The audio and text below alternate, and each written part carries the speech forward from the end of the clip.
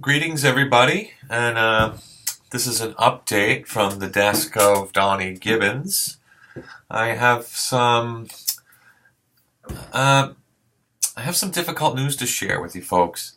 I did have a meeting this morning with the HR lawyer and went over some of the job descriptions and tried to satisfy the criteria for exempt employment status, and I had a very difficult time convincing the lawyer um, of our argument.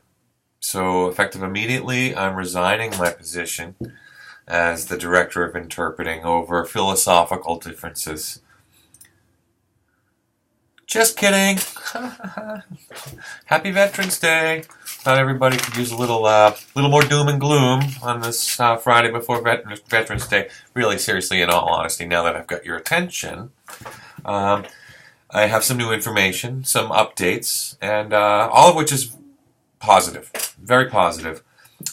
What we have as an organization, with the support of our administration, we have decided to create two different types of interpreting positions. One being exempt, the other being considered salary non-exempt.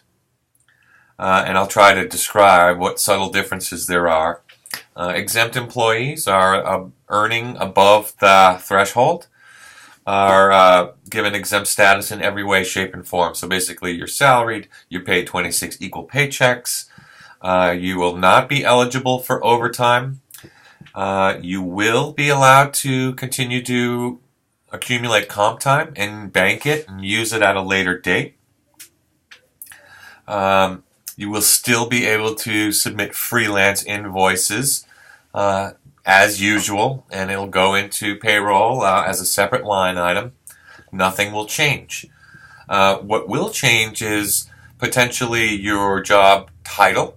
I'm looking at a couple of titles that will delineate the difference between those employees who are exempt versus the salaried non-exempt. Basically, I'm trying to raise the bar in terms of expectations and requirements. So we could say, instead of ASL interpreter, you might be senior ASL interpreter, requiring 5 years of experience, advanced certification, beefing up your job duties a little bit more. So you would be, for example, asked to provide consultation to public school districts, orientation to new employees, potentially participate or provide an in-service training for mainstream faculty or even learning center faculty. You may be asked to conduct a workshop for our own staff. So I'm going to outline some of those additional expectations and responsibilities for the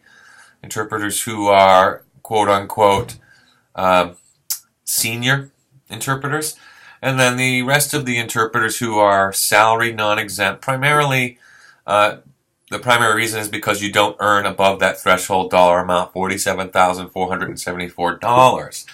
So if you are earning less than that, you're automatically going to be put into this category of salary non-exempt. The great news about salary non-exempt is that business is not going to change. You're really just being given a different type of job label. The only changes I anticipate is that you will be eligible for overtime if need be. If you were approved for overtime or expected to put in any overtime, it's then and only then that you would need to submit a timesheet.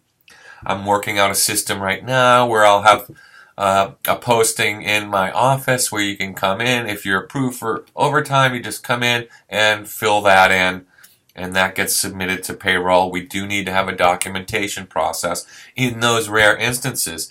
And what we're calling it is exception reporting. You are a 40-hour-a-week employee. You are salary. You are going to receive 26 equal paychecks. Only when there's an exception, we will pay you overtime. And again, that would have to be approved on a case-by-case basis. Again, you'll be able to submit freelance invoices as usual.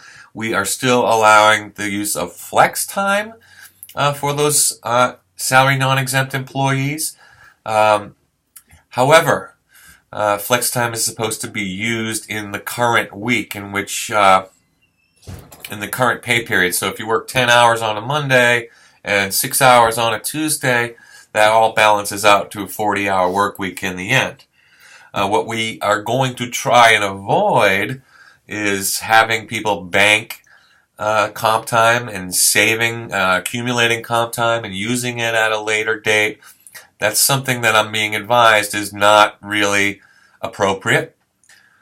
However, if you do have special circumstances that you've already been planning on, if you already have a certain amount of comp time that you've accumulated for a very specific purpose, come and speak to me individually and I will make exceptions on a case-by-case basis.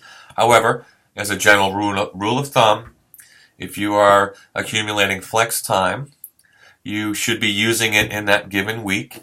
If there's no way for you to use it in that given week, I would rather see you billing for your time as a freelance or even earning overtime. And again, we'll make all of those decisions on a case-by-case basis.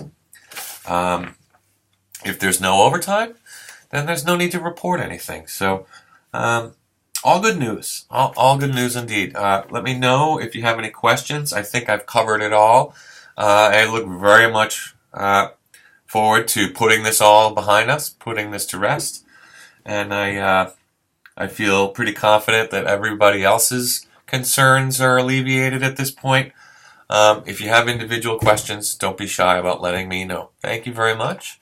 Have a good long weekend. Bye.